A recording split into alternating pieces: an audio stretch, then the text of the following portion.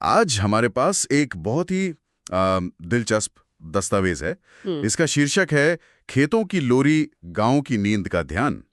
अब देखिए, पहली नजर में तो ये गाइडेड मेडिटेशन स्क्रिप्ट लगती है, मतलब किसी को अच्छी नींद लाने में मदद करने के लिए। पर जब हमने इसे और गहराई से देखा तो लगा कि ये सिर्फ एक लोरी नहीं है, ये आज के जीवन की 3 सबसे बड़ी चिंताओं के खिलाफ एक बहुत ही शांत और सुंदर विद्रोह है। तो आज हम यही समझने की कोशिश करेंगे कि ये स्क्रिप्ट आखिर हमारे दिमाग के साथ ऐसा क्या करती है। और ये विद्रोह बहुत ही चालाकी से किया गया है। इसमें कोई बड़ी बड़ी बातें नहीं है, कोई लेक्चर नहीं है। इसका असली जादू इस बात में है कि ये आज की जो जटिल समस्याएं हैं उनका सामना करने के लिए बहुत ही सरल और सदियों पुराने संवेदी अनुभवों का इस्तेमाल करती है। ये हमें उस दुनिया में वापस ले जाती है जिसे हमारा शरीर और दिमाग आज भी पहचानते हैं। ये सिर्फ कल्पना नहीं कराती, ये महसूस कराती है। बिल्कुल। चलिए तो फिर शुरुआत से ही शुरू करते हैं। स्क्रिप्ट का पहला निर्देश है, अपनी आंखों को कोमलता से बंद कर लीजिए। और इसके ठीक बाद वो आपको कुछ देखने या सुनने के लिए नहीं कहती हैं। वो कहती हैं, मिट्टी की सौंधी खुशबू को महसूस कीजिए। ये मुझे बड़ा अजीब लगा। मतलब आमतौर पर ध्यान तो सांसों से शुरू होता है, यहाँ सीधी एंट्री गंध से क्यों? क्योंकि गंध हमारी सबसे आदिम और शक्तिशाली इंद्रिय है। देखिए, हमारे दिमाग का जो हिस्सा गंध को प्रोसेस करता है ना, वो यादों और भावनाओं को कंट्रोल करने वाले हिस्सों से सीधे जुड़ा है। इसीलिए तो एक जानी पहचानी खुशबू हमें पलक झपकते ही सालों पीछे ले जा सकती है। तो मिट्टी की सौंधी खुशबू सिर्फ एक खुशबू नहीं है, ये एक तरह का इमरजेंसी एग्जिट है। यह आपको शहर की पेट्रोल, धुएं और कंक्रीट की गंध वाली दुनिया से तुरंत बाहर निकाल देती है। एक ऐसी जगह जहां सुरक्षा है, जीवन है। वाह, इमरजेंसी एग्जिट, ये तो कमाल का तरीका है इसे देखने का। और ये तो सीधे रूटलेसनेस या बेजड़ होने के एहसास पर हमला करता है जिसकी हम बात कर रहे थे। शहर में हम जैसे हवा में तैरते रहते हैं, पर मिट्टी की गंध आपको जमीन से जोड़ती है। एकदम सही। और उस दरवाजे से अंदर ले जाने के बाद स्क्रिप्ट आपको एक पहचान देती है। वो कहती है, कल्पना करें आप एक किसान हैं। हाँ, और यहीं पर मेरे मन में एक सवाल आया था, एक किसान ही क्यों? मतलब आज के ज़माने में जो लोग ऐसी स्क्रिप्ट सुन रहे हैं वो ज़्यादातर सॉफ्टवेयर डेवलपर, मैनेजर या शायद छात्र होंगे। क्या वो एक किसान की भूमिका से खुद को जोड़ पाएंगे? ये एक तरह का डिस्कनेक्ट नहीं है? ऐसा सवाल बहुत जरूरी है और इसका जवाब ही इस स्क्रिप्ट के मनोविज्ञान का केंद्र है। किसान की भूमिका चुनना सिर्फ एक पात्र बनना नहीं है, इसका गहरा संबंध है कमाए हुए आराम या अर्न्ड रेस्ट की अवधारणा से। आप सोचिए, एक किसान का दिन कैसा होता है। सुबह से शाम तक की कड़ी शारीरिक मेहनत। जब दिन ढलता है तो उसका काम सच में खत्म हो जाता है। शरीर थका हुआ है, पर उस थकान में एक संतोष है। वो आराम उसका हक है। जबकि हमारी दुनिया में काम कभी खत्म ही नहीं होता है। शरीर तो कुर्सी पे बैठा है, लेकिन दिमाग लगातार दौड़ रहा है। Email, deadline, social media. हमारा आराम कमाया हुआ नहीं बल्कि चुराया हुआ लगता है। आराम करते हुए भी एक अपराध बोध सा रहता है। बिल्कुल, मैं इसे अपराधी आराम या गिल्टी रेस्ट कहती हूँ। स्क्रिप्ट हमें किसान बनाकर उस अपराधी बोध से मुक्त कर देती है। वो कहती है, दिन भर की मेहनत अब खत्म हो गई है। ये एक इजाजत है पूरी तरह से आराम करने की। और फिर वो उस आराम के माहौल को बनाना शुरू करती है। हवा के फसलों से टकराने की सरसर सरसर की आवाज, जिसे वो मीठा संगीत कहती है। ये सर सर की आवाज, ये सिर्फ एक आवाज नहीं है, ये इस बात का संकेत है कि दिन की भागदौड़ अब खत्म हो गई। प्रकृति का पावर डाउन सिग्नल है ना?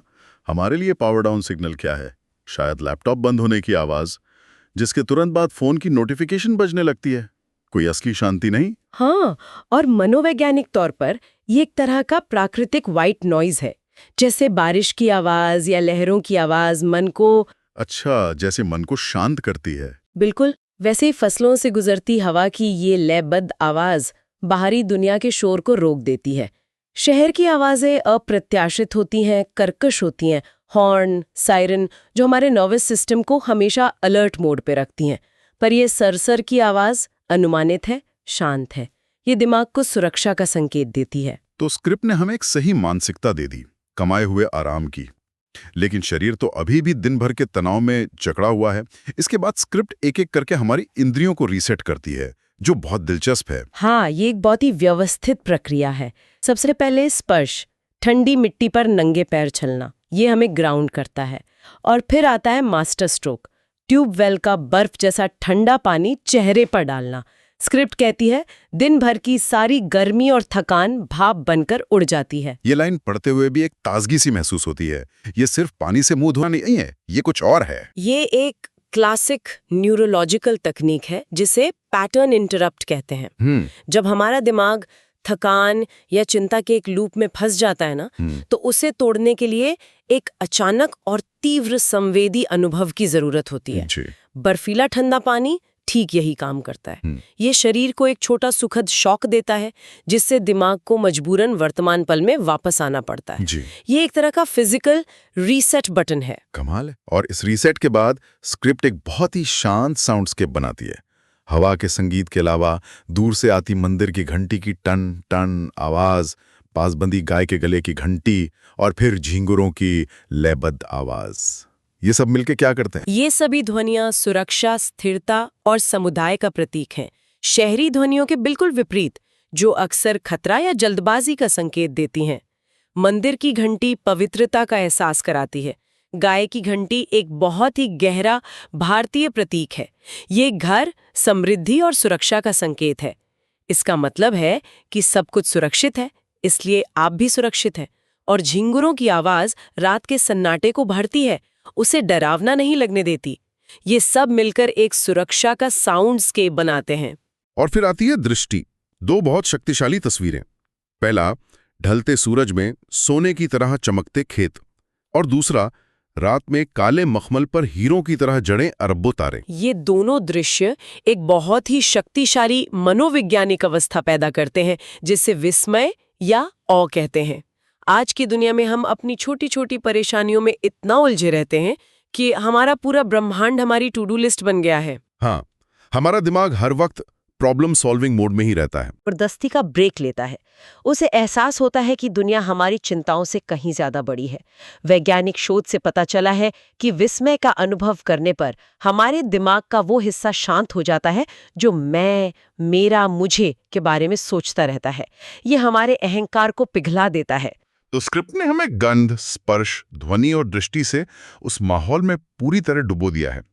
लेकिन असली आराम के लिए सिर्फ माहौल काफी नहीं होता है, एक मनोवैज्ञानिक सुरक्षा का गहरा एहसास भी चाहिए। और यहीं पर स्क्रिप्ट अपना सबसे शक्तिशाली सांस्कृतिक प्रतीक सामने लाती है, चारपाई। हाँ, चारपाई इस पूरी स्क्रिप्ट का दिल है।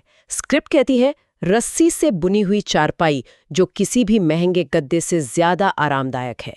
ये लाइन सिर्फ एक बिस्तर के बारे में नहीं है, ये आधुनिकता और उपभोक्तावाद पर एक बहुत ही शांत टिप्पणी है।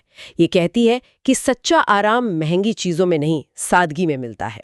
और ये सिर्फ सादगी नहीं है, चारपाई का एक सामाजिक और सांस्कृतिक महत्व भी है ना? आधुनिक बेडरूम तो एक बहुत ही निजी और अलग थलग जगह होती है, पर गांवों में चारपाई अक्सर आंगन में या छत पर होती है। यह समुदाय का केंद्र है। आपने बहुत गहरी बात पकड़ी है। चारपाई सिर्फ सोने की चीज नहीं, बल्कि जीवन का एक मंच है।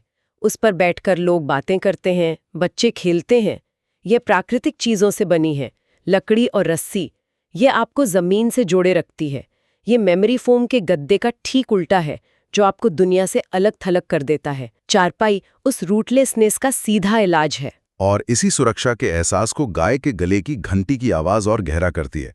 स्क्रिप्ट कहती है कि ये आवाज आपको एहसास दिलाती है कि सब कुछ सुरक्षित है, आप अपनी जमीन पर हैं, अपने घर में हैं। ये शब्द किसी भी थके हुए इंसान के लिए अमृत जैसे हैं। ये सबसे जरूरी है। आज के दौर में जहां लोग किराए के घरों और अनजान शहरों में रहते हैं, अपनी जमीन का एहसास तो लगभग खो ही गया है। ये स्क्रिप्ट उसी आदिम भावना को छूती है। अब हम स्क्रिप्ट के आखिरी हिस्से पर आते हैं, जो पूरी तरह से समर्पण पर केंद्रित है। शरीर को एक पुराने पेड़ की तरह महसूस करने को कहा जाता है, जिसकी जड़ें जमीन में गहरी हों। और फिर हाथ और पैर, जिन्होंने दिन भर काम किया, उन्हें भारी महसूस करने को कहा जाता है। ये थोड़ा अजीब नहीं लगता? आराम के लिए भारी क्यों महसूस करना? नहीं, ये विश्राम विज्ञान का एक बहुत ही जाना माना सिद्धांत है। हम कोशिश करके आराम नहीं कर सकते, आराम कोशिश छोड़ने से मिलता है। जब स्क्रिप्ट कहती है कि अपने अंगों को भारी महसूस करो, तो वो असल में आपको उन पर से अपना नियंत्रण छोड़ने के लिए कह रही है। भारीपन इस बात का शारीरिक संकेत है कि मांसपेशियां तनाव छोड़ रही हैं। आप गुरुत्वाकर्षण के सामने समर्पण कर रहे हैं। और पेड़ वाला रूपक? पेड़ का रूपक स्थिरता, मजबूती और धरती से गहरे जुड़ाव का प्रतीक है। ये आपको बताता है कि आप अकेले नहीं हैं, बल्कि एक बड़े सिस्टम का हिस्सा है जो आपको सहारा दे रहा है। आपकी जड़ें जमीन में हैं, आपको कोई हिला नहीं सकता। और फिर अंत में जो पंक्तियां हैं, शरीर मिट्टी जैसा शांत है, मन हवा जैसा हल्का है, ये इंसान को वापस प्रकृति के तत्वों से जोड़ देती हैं, उसी यात्रा को पूरा करती हैं जो मिट्टी की गंध से शुरू हुई थी। और अंत में 3 2 1 की गिनती, ये तो बहुत क्लासिक टेक्निक लगती है। हाँ, ये क्लासिक सम्मोहन तकनीक है। उल्टी गिनती हमारे चेतन तार्किक दिमाग को एक आखिरी काम देती है। जब वो गिनती में व्यस्त होता है तो वो सोचना बंद कर देता है, और जैसे ही गिनती खत्म होती है, अवचेतन मन को एक स्पष्ट निर्देश मिलता है कि अब गहरी नींद की अवस्था में जाना है।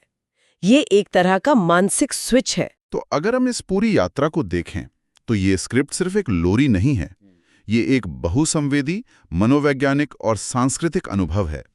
ये किसान, चारपाई और मिट्टी की गंध जैसे प्रतीकों का इस्तेमाल करके मेहनत के बाद मिलने वाले आराम और सुरक्षा की एक शक्तिशाली कहानी बुनती है।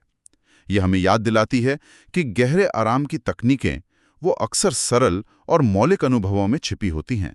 बिल्कुल, ये स्क्रिप्ट एक मेहनती किसान के जीवन की एक आदर्श तस्वीर बनाती है। ये हमें आधुनिक जीवन के तनाव से एक जरूरी पलायन का रास्ता तो दिखाती है, लेकिन ये हमें एक ज्यादा बड़ा और जरूरी सवाल सोचने पर भी मजबूर करती है। वो क्या है? सवाल ये नहीं है कि हमें अपनी शहरी जिंदगी छोड़कर किसान बन जाना चाहिए। सवाल ये है, आराम और जुड़ाव के वे कौन से जरूरी तत्व हैं जिनका जिक्र इस लोरी में किया गया है और जिन्हें हमने अपनी तेज रफ्तार जिंदगी में अनजाने में ही पीछे छोड़ दिया है, जैसे शारीरिक मेहनत के बाद का संतोष, प्रकृति के लय के साथ जीना और सरल चीजों में गहरा आराम खोजना। क्या हम इन तत्वों को अपनी आधुनिक जिंदगी में वापस ला सकते हैं बिना शहर छोड़े? असली चुनौती यही है।